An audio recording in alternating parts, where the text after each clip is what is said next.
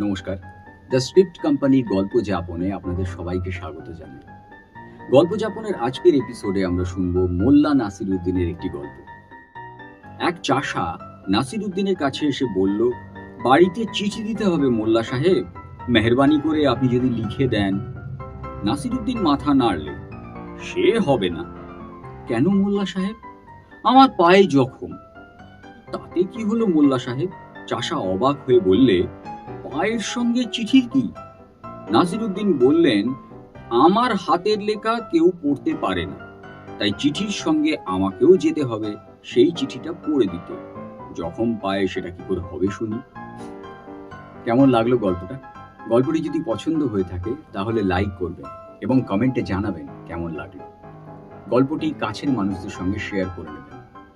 আমাদের চ্যানেলটি সাবস্ক্রাইব করে বেল আইকনটা প্রেস করে দেবেন। আবার দেখা হবে পরবর্তী গল্প, পরবর্তী এপিসোডে। নমস্কার।